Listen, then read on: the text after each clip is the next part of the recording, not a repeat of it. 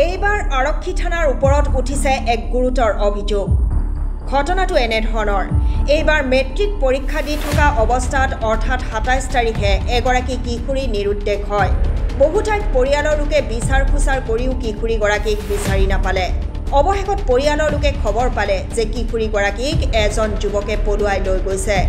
সেই যুৱকজন হৈছে শোণিতপুৰ বৰচলা আৰক্ষী চকীৰ ভৈৰাগুৰি গাঁৱৰ আৰু যুৱকজন পূৰ্বেও বিয়া পতা লগতে সন্তানো আছে।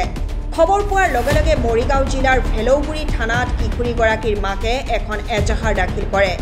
এজাহাৰ দাখিল কৰাৰ প্ৰায় ২ মাহ পাৰ হৈ যোৱাৰ পিছতো আৰক্ষীয়ে উদ্ধাৰ কৰাত ব্যৰ্থ হয় কিশোৰীগৰাকীক।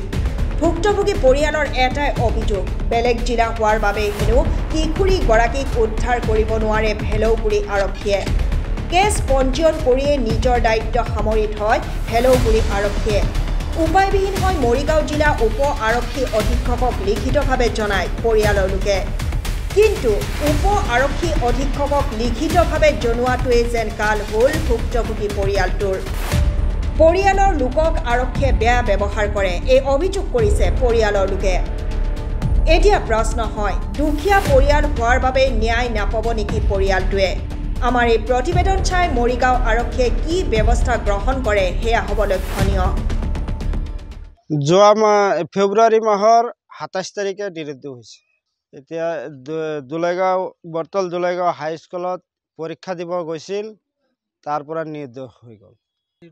পৰীক্ষা দি থকা অৱস্থাত নিৰুদ্দেশ হৈ গ'ল আমাৰ ছোৱালীটো। আমি বেলগুৰি থানাত এজাহাৰ দিছোঁ।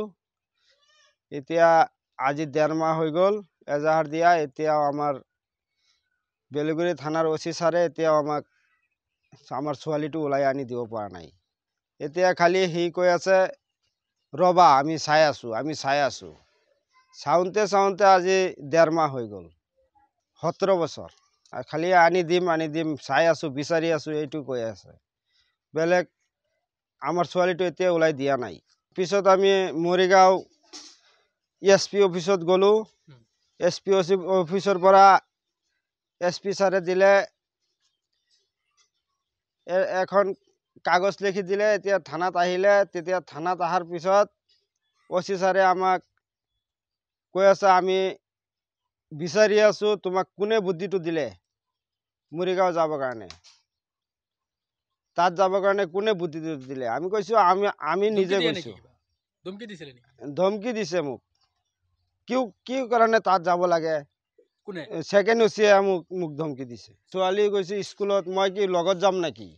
ল'ৰাৰ পাৰ্টিৰ মানুহ থানাত আহি বহে, OC ছাৰৰ ওচৰত আহে, সি আসামিত নধৰে। আমাৰ ছোৱালীটো আমাক ঘূৰাই দিয়ক, আসামিটো আপোনালোকে ধৰক। মইৰাবাৰীৰ পৰা ইনামুল হকৰ ৰিপৰ্ট, SN নিউজ।